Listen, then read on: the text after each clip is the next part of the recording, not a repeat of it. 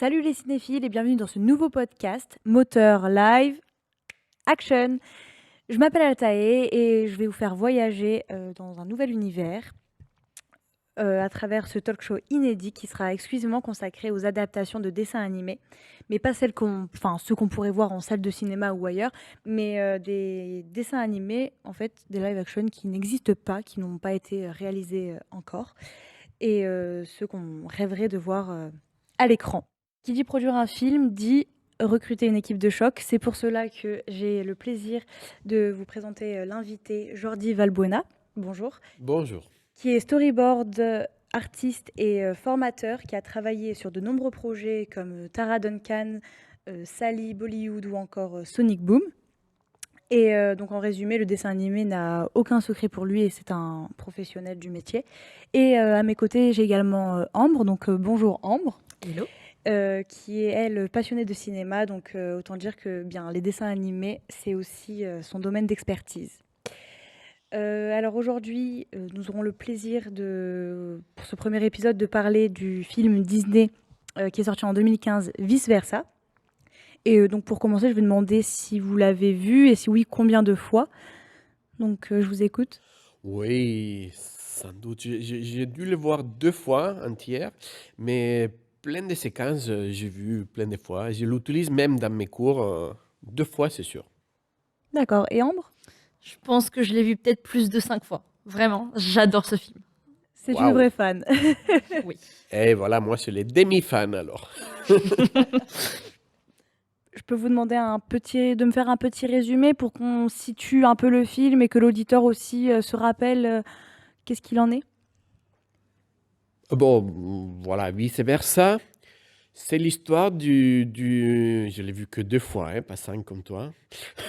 Mais c'est l'histoire d'une petite fille, je dirais qu'elle a 11 ans et dont le père, il trouve un travail à San Francisco, c'est ça? C'est ça. Et du coup, elle est obligée de déménager avec sa famille, mais elle s'y trouve pas. Du coup, elle est déracinée, elle est obligée de changer d'école.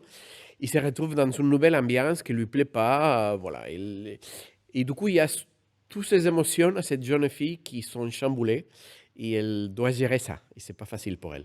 Voilà, et ce film, il s'axait vraiment sur les émotions, sur en fait, tout ce qui se passe dans sa petite tête tout au long de sa vie. Voilà, parce qu'en réalité, les émotions sont personnages du film. Les films, les émotions sont des vrais personnages du film. Tout ce qui se passe dans sa tête sont des personnages. Et je pourrais même ajouter que c'est une espèce de mise en abîme puisque chaque personnage qui correspond à une émotion a lui-même des émotions contradictoires ou non et du coup ce qui enrichit davantage le film. Oui, par exemple, la joie, parfois, elle est triste. Et oui, Voilà, il y a toujours une espèce de mise en abîme qui est très intéressante. très bien. Alors pour commencer, je vais donner la parole à Ambre. Donc qu'est-ce que tu verrais au niveau de la réalisation, donc des personnages, du casting, des décors? Alors déjà, pour moi, une adaptation, il faut avant tout être proche de l'histoire, mais aussi pouvoir s'en détacher et pouvoir justement apporter de nouveaux éléments. Et en parlant de nouveaux éléments, moi, j'ai un peu changé Riley, du coup, la petite fille. Vous allez voir pourquoi. Alors déjà, je me suis dit que finalement, le film Vice Versa, le film Pixar, il s'accédait vraiment sur les émotions de la petite fille, mais surtout les émotions, vu que chaque émotion, comme on a dit, était un personnage. Donc pour moi, changer la petite fille n'affecterait en rien l'histoire. Donc c'est pour ça que j'ai décidé de vraiment changer totalement son environnement, son histoire et même elle-même. Donc pour moi, ça serait, je l'appelais Mia. Je me suis dit pourquoi pas. On l'appelle Mia. C'est une hispano-américaine qui est fan de comédie musicale, qui vit avec ses 2 parents à New York. Parce que comme ça, déjà, tu amènes un peu plus de diversité, mais tu amènes la musique, hein. Exactement. Ah, bien vu. Ensuite, au niveau du plot, moi, Donc ça de serait... l'intrigue pour ceux Ouais. qui, voilà, pas des professionnels. Excusez-moi, je parle de New York, alors je commence à parler un peu. Non, mais, oui, du coup, ça serait vraiment poursuivre son rêve. Voilà, Mia, elle a un rêve en tête que lui a inculqué son père dans son enfance, l'économie musicale, l'univers de la musique, et elle, elle veut vraiment poursuivre ça, poursuivre dans Son cet rêve. univers-là, voilà. Mais il va se passer des petits dramas quand même. Donc déjà, on va partir sur une base d'une enfance assez heureuse. Voilà, donc Mia va être très bien avec ses deux parents dans son petit appartement. Et elle va découvrir une facette de son père qui va un peu la traumatiser, c'est-à-dire qu'il va en fait les abandonner, donc sa mère et elle, suite à une tromperie. Donc ça va être un peu le choc pour elle et elle va, suite à ça, réprimander la tristesse qu'elle ressent. Elle va vraiment la rejeter et c'est ce qu'on verra dans ce qui se passera dans son petit cerveau, les petites émotions, tout ça. Il y aura cette tristesse-là qui sera tout au fond d'une salle. En fait, moi, j'imagine vraiment euh, une salle blanche où il y aurait toutes ces petites émotions qui cohabitent ensemble, un peu comme dans le film, mais vraiment ce blanc pour contraster avec les couleurs que chacune des émotions aurait. Ça, c'est vraiment ce que j'imagine. C'est un bon axe parce j'aime bien ton idée. C'est quoi qui la traumatise? C'est que le père l'a abandonné parce que le père, il n'est pas méchant finalement, c'est un adulte. Non, voilà, c'est un adulte, mais qui l'abandonne, en fait, qui les laisse comme ça, sans explication. Alors, c'est pas gentil. Et Mais du il y a coup, des raisons peut-être. oui, oui. Après, elle est petite, elle aura le temps d'évoluer avec ses émotions dans sa petite tête qui la guideront. Mais c'est vrai que le fait que rien que l'intrigue de pourquoi elle est triste change est important puisque les enfants, mais comme les grands adultes qui auraient pu vivre ça, pourront s'identifier facilement et faire tout le cheminement de pourquoi, comment, tout ça. Parce que tu les vois pour enfants, les films? Moi, je vois ça plutôt pour une version ado, jeune adulte. Moi, j'aimerais bien faire. Je vois très bien, dans mon idée, je vois bien un projet un peu jeune adulte, à partir de 14 ans, avec des émotions un peu plus. Sont bien dans les films, hein, mais ça reste un peu schématique. Moi, j'aimerais aller un peu plus loin de ces côtés, cet univers intérieur des émotions, avec des émotions un peu plus poussées, et même aller dans la sexualité éventuellement, voilà, gentiment, hein, mais Ça pourrait être pas mal de développer, de même mettre des catégories au sein des émotions. Par oui. exemple, la joie, on pourrait la décupler en la compassion, la surprise, Oui, enfin, toutes ces petites... oui. Et la colère, ça, bah, ça peut être la rancune, la colère contenue. Du coup, on peut rajouter peut-être, je sais pas, j'ai envie presque de faire une série et que dans chaque épisode, on Ça découvre pourrait être sympa, hein. une Moi, j'aime nouvelle bien. Ouais, c'est émotion. bien. Je vois un univers un peu surréaliste, mais qu'on ouvre la porte et on peut Oui, être n'importe où. oui. Et tandis que le monde réel, il est très réaliste. On est dans un vrai traitement cinématographique un peu plus standard. C'est pas, j'aimerais bien. Et même l'éclairage, je le vois très, très étrange dans Très cet univers. dramatique même. Comme? Très dramatique.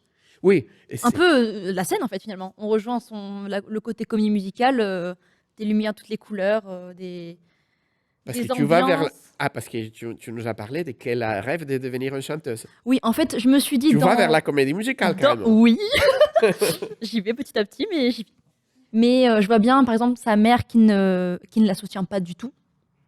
Donc Oui. elle, c'est un PDG, c'est quelqu'un qui est assez terre à terre et qui, du coup, ce monde artistique, elle n'a pas du tout Bah, la même vision. Elle soutient pas du tout ça, quoi. Elle veut qu'elle fasse voilà, un boulot très...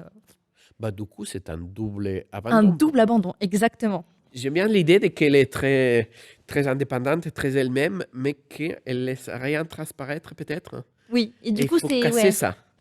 Et je me suis dit, du coup, ça pourrait être intéressant de voir ça au niveau du cerveau, se dire, mais comment les émotions Oui, du coup, le public, il interagissent entre sait. elles si elle peut pas les exprimer. Le public, il verra ce qui se passe dans sa tête, mais les personnages dans la vraie vie, pas forcément. Exactement.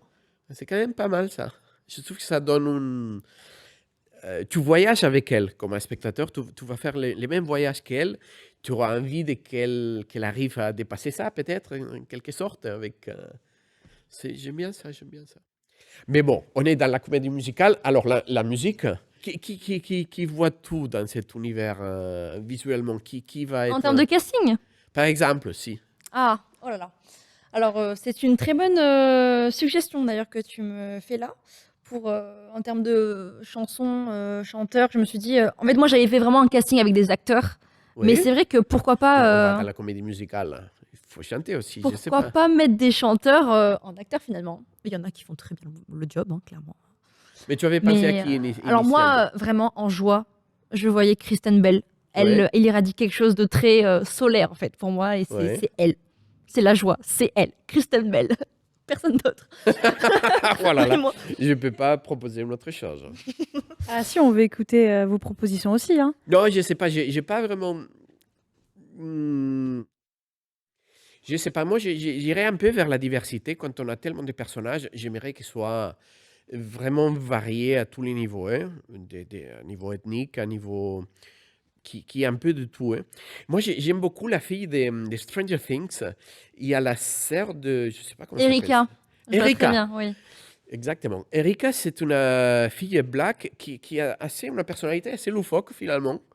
Je la vois exactement comme ça. Je la vois très indépendante, très Oui, sûre d'elle en fait. Vraiment, faut qu'elle soit. elle sait ce qu'elle veut, mais elle peut éventuellement donner ce côté refoulement des émotions qui peut exploser, bouillonner dans sa tête. Du coup, je vois une fille de ce style-là. Je vois beaucoup elle. Pour la tristesse, j'ai pensé à Whoopi Goldberg.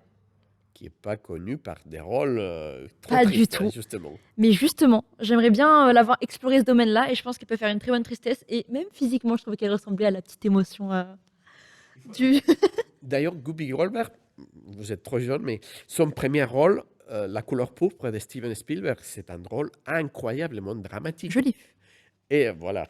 Et sourit presque pas un seul instant. C'est vrai. Peut-être à la fin, je ne sais pas. C'est quand même elle serait très bien dans les rôles tristes. Et du coup, j'aime bien cette idée de trouver un contraste. Un comédien qui est connu par une chose, il va faire une autre. Oui. Ça peut être intéressant. Moi, je ne sais pas pourquoi je commence à me dire, est-ce qu'on ne peut pas faire ces émotions genre des rock stars ou des pop stars, genre Harry Styles, Mais Beyoncé en Beyoncé. colère, par exemple. Beyoncé en colère, tu te l'attends pas? Tu imagines Beyoncé très, très cool, super sympa, et un peu, c'est une fille qui a un prestige, Oui, oui, oui. Elle a bien, vraiment une prestance en plus. que Donc, tout le monde aime. ça y ouais.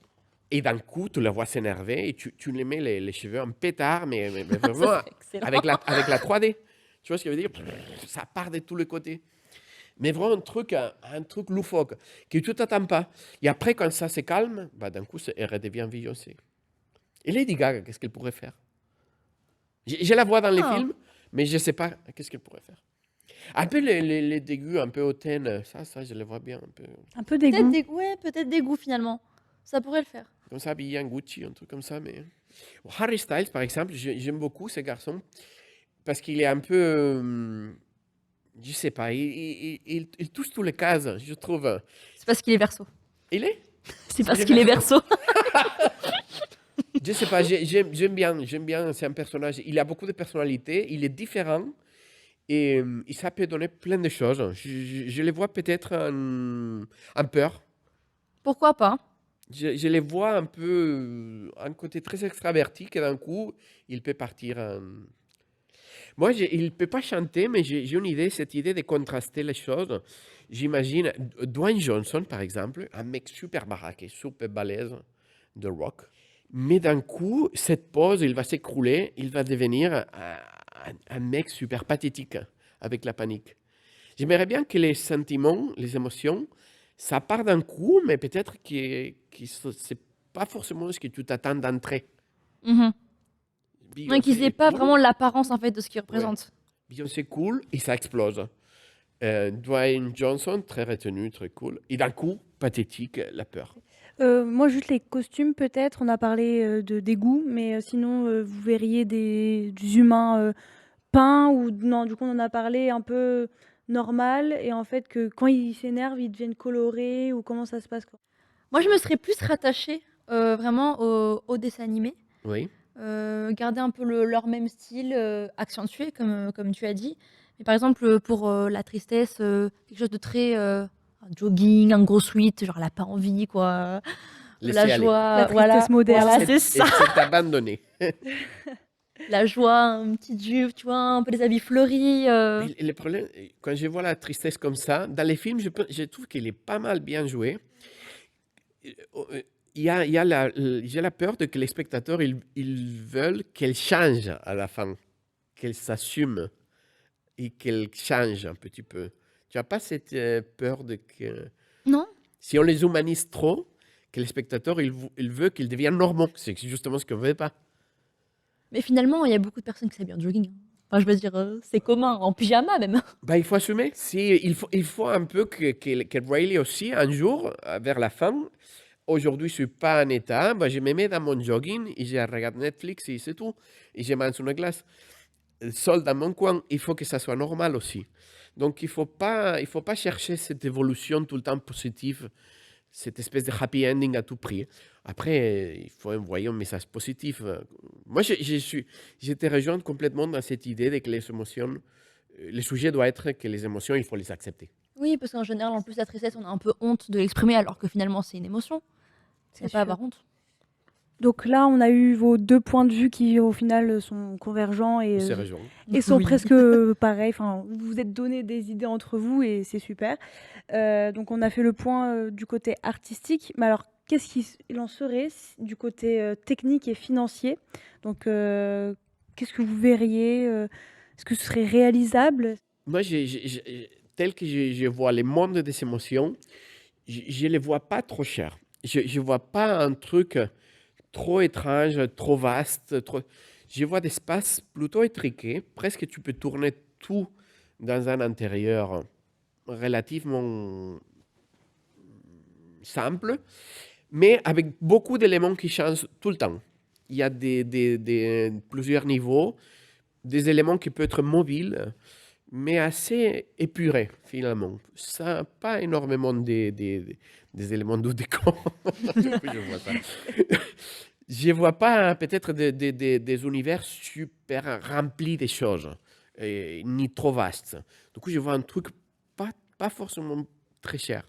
Mais il faut penser au casting, hein, je pense qu'il va coûter cher.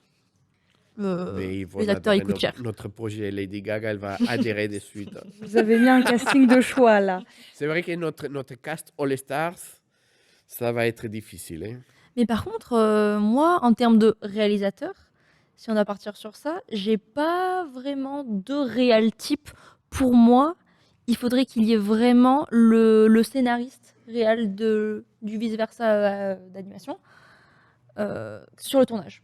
Pour pouvoir aiguiller peut-être le nouveau réal et qu'il ait en fait une base. Oui. Et à partir de cette base-là, qu'il apporte des nouveaux éléments, tout simplement. Mais du coup, si on part sur un univers un petit peu loufoque, pourquoi on prendrait pas Ryan Murphy, hein? Tant qu'on y est, hein, si tu veux faire une série, il est Quoi? calé. Hein. Les Ryan Murphy. Ryan Murphy, oui.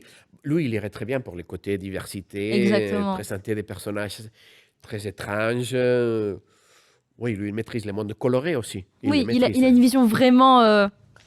Il travaille abstraite, énormément sur les loufoque. trucs flashy. Oui. Il maîtrise les couleurs. Oui. Moi, je trouve que... Dans Ratchet, par exemple. Ratchet, par exemple. Incroyable. Il y a un travail de Les couleurs couleurs. qui est fantastique. Ça dépend si notre public, ça serait plus adulte ou si on reste dans l'adolescent, peut-être qu'il fait plus de l'adulte du coup. Je sais Ouais. pas. Hein. Oui, il y en a un ado un Ouais. peu... Ouais, 15-16 ans quand même. Ouais. Oui, parce qu'on peut aborder aussi des sujets un peu plus adultes. On n'est pas obligé de rester dans des sujets. Surtout si on décline avec plein d'émotions différentes, on commence à parler sexualité, identité, la quête de soi. Ce sont des choses un peu plus adolescentes qu'enfants. Ça reste les 5 émotions du film original. Ça reste assez basique, finalement. Donc, merci à toutes et à tous pour votre écoute et merci particulièrement à notre invité. Donc, est-ce que vous avez des projets en cours, des actualités à nous fournir? Bon, rien de particulièrement intéressant. Oui, je travaille dans une série qui s'appelle Pirates Academy, c'est pour l'année prochaine. C'est une espèce d'univers de Harry Potter, mais dans l'univers des pirates. Disons, c'est une école qui montre aux gamins à devenir pirates. Il y a plusieurs équipes, c'est un peu l'idée. Mais attention, parce que là, je vois ça. Et les projets sur lesquels je vais travailler l'année prochaine, il y a un cochon, mais comme celui-là, qui vole. Ça Avec va un être la tutu? bombe. Je ne peux pas plus raconter plus. D'accord. Eh bien, hâte de voir tout ça, des projets qui ont l'air incroyables. Merci à Et toi. merci également à Ambre d'avoir été présente sur le plateau.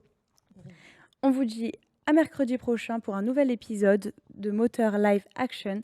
D'ici là, vous pouvez nous retrouver sur les réseaux sociaux, donc Instagram et Twitter avec le @Moteur Live Action.